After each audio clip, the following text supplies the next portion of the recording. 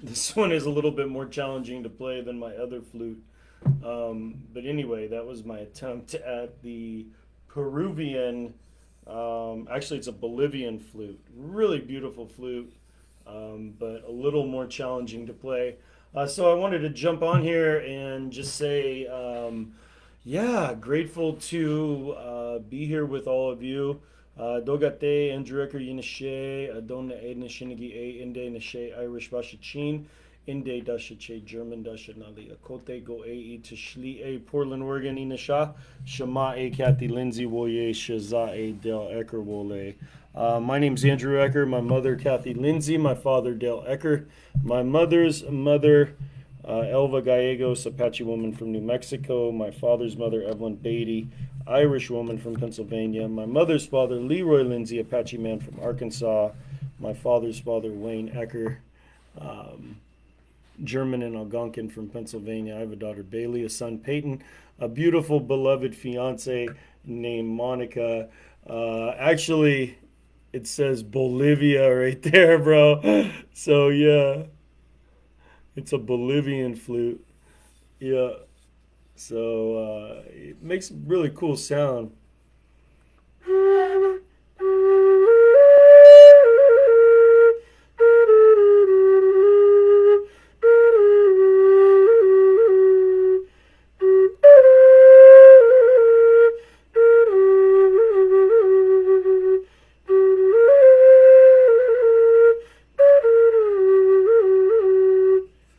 Anyway, that's the Bolivian flute right there for everyone. So, wanted to jump on here and just let everybody know we're getting ready to start a group tomorrow, and this is the Journey into the Sacred Seven group. It's going to be an 8 week program. Starts tomorrow at 4 p.m. Mountain Standard Time. Would love for you all to get involved. It is a transformational journey. The comments that we're getting from people are just amazing. I'm going to put the link there to the class. So if you're interested in joining us, just click on that link and register. It's the process of the Sacred Seven going into this indigenous technology of self identity based around a ceremonial introduction. I create a contemporary version of this process inside of my book, The Sacred Seven, that really outlines a foundation for self identity based on relational spirituality. So, how we relate again, how we remember to relate. You know, we are relational beings, yet the practice is sometimes overlooked. So I wanted to step on here and share a little bit about that process and also invite everyone on the live to come and join us tomorrow at 4 p.m. Also make myself available. You know, there's been a couple ideas of classes I've been throwing around in my mind. And one of those classes is elemental relationships, how to relate to the elements. And this is something that I've been kind of throwing around. And then also the prayer. I want to do a class on prayer and ways that we can begin to incorporate prayer into our lives to really give us an opportunity to fulfill that. So if you're listening to this live now or you're listening to it in the future, please comment and let me know how I could be best of service to this community. Many of you join in the lives and you're a part of this community, the Sacred Seven community, and I really want to know how I can serve you better. What really helps through the struggle we're in with the pandemic, through the economic crisis we're in, all the different things we're going through. You know, how can I show up for you? How can I make myself available? The practice of the Sacred Seven is, of course, kind of the wheelhouse. That's where I feel most comfortable. But there's also some expertise that I have, of course, in drum circle facilitation, sound, vibrational programming, I call it, and then also prayer work and elemental relationships. These are some topics that I feel very comfortable speaking on and sharing to groups. So I wanted to make myself available for all of you out there in our audience, all of you that would like more information on those topics, and also functional relational communication. We use the nonviolent communication model that Marshall Rosenberg really pioneered in our relationship, and it's something that takes practice and incorporating into your relationships. But once you really establish a firm foundation of nonviolent communication, you notice the struggles people have with communication all over the place, whether it's on television or your friends, your family. Just me and Monica sometimes look at each other because we're like, oh, they didn't just say that, because of the level of dysfunction that we have in our communication, and also navigating English as a whole. English is not an easy language to learn to navigate, and there's so many forms of captivity and forms of enslavery. Like, we enslave ourselves to this process of the English language. And when we learn to navigate the English language with sovereignty and emotional sovereignty, really as kind of the compass, we can begin to actually break the chains that bind us to some mental constructs, and very powerful when we practice this. So these are some topics that I really feel encouraged to share with everyone. Sacred Seven, number one, the prayer class, the elemental relationship class, also nonviolent communication, getting your needs met in communication. These are some of the things that I feel really confident in sharing. And of course, drum circle facilitation. That's really what I've been prior pandemic known for, and been throwing around doing the drum circle book. I haven't written a book on drum circle facilitation yet, but there are some really powerful stories. I was fortunate enough to work with a couple different traditional healers and individuals that practice, Native American traditions. And one of those, Namsavaya, a Hopi man, a traditional healer from the Hopi lands. And I invited him to come into the psychiatric lockdown, where I had facilitated drum circles for about 10 years. And there was oh, good evening, Robin. I was just sharing a story about Namsavaya, Hopi relative of mine. And he's a drummer just like me. And we went into this skilled nursing slash psychiatric kind of hospital. This is long-term care. So the people are there for literally years, and most of them, are not leaving unless they're leaving to be put in the ground. It's kind of the final stop for a lot of people. One Hopi elder that lived in this one particular hospital, and this particular hospital is very close to the Indian hospital here in town. And for those of you that don't know, when you're a federally recognized Native American and you are from a federally recognized tribe, you do have the ability to utilize the Bureau of Indian Affairs, basically their medical services. So we have a large hospital, not large. I wouldn't say it's a large hospital. I would say it's a decent sized hospital here in Phoenix that's kind of centrally located. And hello, Leslie. Good to see you. And this one particular place that I'm talking about was very close to the Indian hospital. So I had been going there for about 10 years, facilitating drum circles. And I invited my Hopi relative, Namsavaya, to come and drum and do some traditional healing, because there was several Hopis that were there. And one of them was an elder, and he would just roll himself into the wall over and over and over again. That was basically what he did all day long. He had no real communication with anyone. He had no connection. And this is a really dark place that I'm talking about. I mean, this is one of the places that smells like, pungent odor of poo and pee when you walk in. And, people in the hallways, just kind of dark, places. These are some of the places that I and Monica really loved working in, because the density of human suffering in these places gives us an opportunity to bring in these indigenous technologies and really transform that density and see miracles.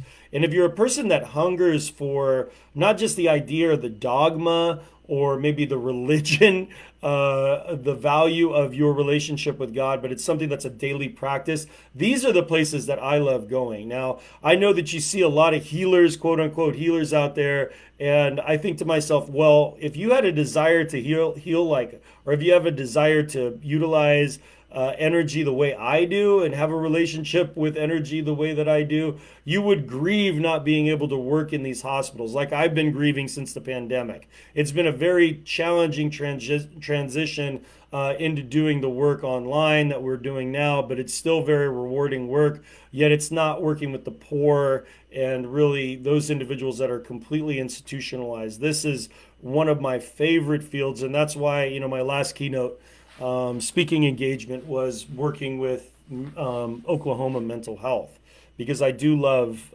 doing keynote presentations around mental health. It's one of my favorite things to speak on, because I feel like the voice of the indigenous technologies inside of that container is one that's very overlooked. Like, we don't have a lot of practices that are incorporated into our contemporary lifestyle that are really based around these technologies.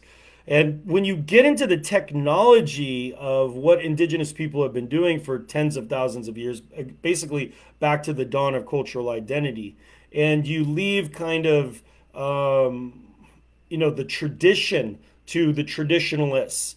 And what I mean by that is myself, right? I don't feel comfortable going in and singing Apache songs, even though I'm Apache. Like, I wouldn't bring that medicine into a hospital.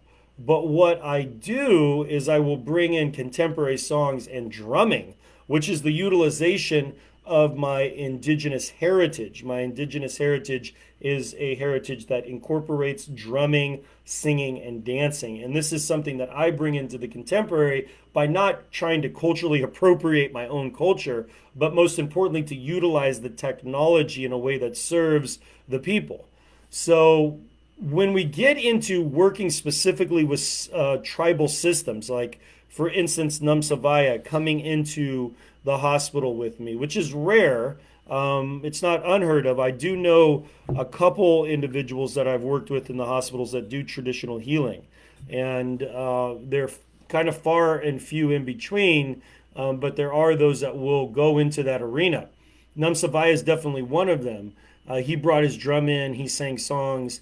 This Hopi elder who was living in the hospital that was running his chair into the wall, immediate transformation. I mean, his eyes just lit up.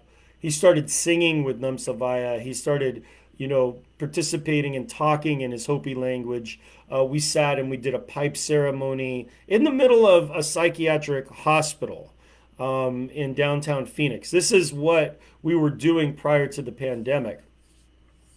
And these are some of the stories, that I would really love to write about in my book on drumming in institutional settings, sound healing in institutional settings. I've been working on it for a while. I haven't done the pre-order yet, but if you're interested in a pre-order copy of that book, which is really the next in the series. So it's going to be the Sacred Seven is the foundation of self-identity. Then we're going to get into using energetic tools such as drumming, singing, and dancing to transform the metaphysical architecture. And then I'm going to do one called the Eighth Direction, which will be sometime in the next 5 years, I'm hoping. But the next book that I'm going to focus on is the sound healing drumming book. And I want to share stories. I want to share my relationship with the drum, what the drum as a teacher has brought into my life, and how it has been a catalyst for so many transformational experiences. Everything from working with the Havasupai in the bottom of the Grand Canyon to building drums on the Hopi Reservation, the Dene Reservation, working with the Pascoyaki in Guadalupe, the Tohono O'odham at San Lucie Reservation, the Gila River Indian Community, and then countless hospitals, the Veterans Administration, psychiatric lockdowns, memory cares, skilled nursing, bereavement groups, corporate team building, all of these areas where I've done expert work. I have, been so fortunate to facilitate probably 5,000 drum circles in my career. And it really, if it wasn't for the pandemic, I would still be doing that. To be really 100% vulnerable with you and extremely open, um, that's my love.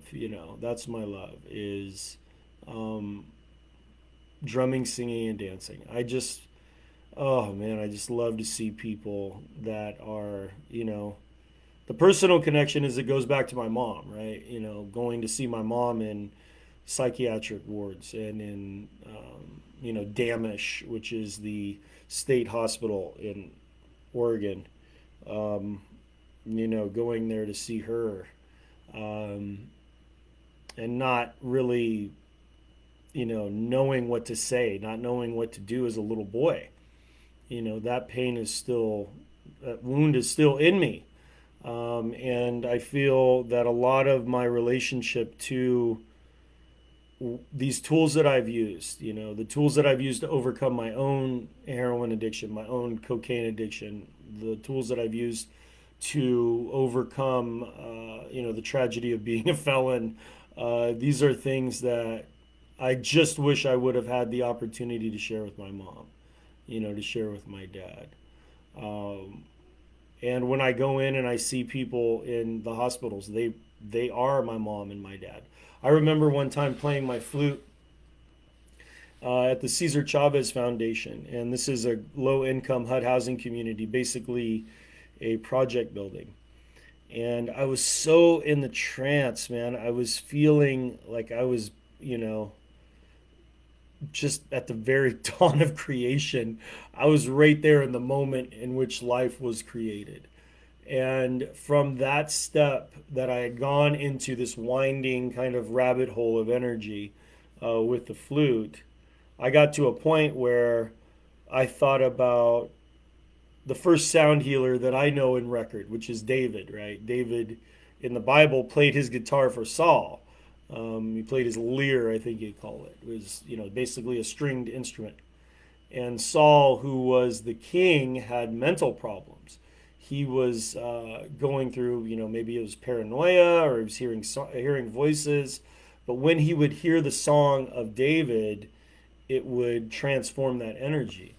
And I remember playing my flute for this group of elders and saying to myself, these are my kings. These are the people that I play for. These are, you know, and I remember thinking at first, like before I got to that place of recognizing them as my kings, I thought, well, who is my king? Like who are the people that I serve? And then it dawned on me, of course, it's the people in the low income HUD housing communities and the projects and the elders and the children as well. Gosh, excuse me, I'm a little tired. It's 9 o'clock and I'm already ready for bed. Anyway, I wanted to come on here and just share a little bit. And I'm going to pray, kind of say goodnight, our nightly prayer here, and put some of this medicine down and open up this space. I know that there's a lot of us out there that are going through the struggles right now, so we'll offer this prayer and open up the container here for everyone. Put that cedar down. Sage. Oh. Oh, Father, Mother, Creator, Source, we thank you for this opportunity to be in this prayer place. And I thank you for all those that are in this culture. I thank you that you have brought us to this prayer place to seek the power of transformation. And I thank you that inside of all of our lives that you have called us forward with permission to live out our spiritual abundance. I thank you for releasing us from our financial insecurity, for allowing for us to be under the shield of faith that protects us from the arrows that fly by night, that you have created in us the ability to live like the child that comes into this world full of faith, full of ambition, full of love. And we thank you for that love now. And we release this powerful prayer upon the world, knowing that you have already worked on our behalf to make a way for us today. Beauty above, beauty below, beauty beside, beauty in front, beauty behind, beauty within. I am, we are made beautiful again. Please connect with me. The pinned comment here gives access to the next Sacred Seven meeting. We're doing 8-week program. Please go there and check it out. And I think there's going to be about 7 or 8 people in this group, which would be really great if you are one of them. We only take 10 people for the groups, so it is limited. And there might be some people that decide to register tonight. So if you get on there early, you'll be sure and get to be a part of it. So it's going to be 8 weeks starting tomorrow at 4 p.m. Mountain Standard Time. Hope to see you there. Blessings, everybody. Thank you so much.